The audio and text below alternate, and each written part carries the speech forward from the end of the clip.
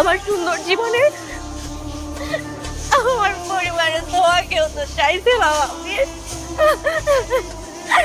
আমি আমি থাকতে চাই না, আমি কিচ্ছু চাই না, আমি তোমাকে চাই, আমি তোমাকে চাই।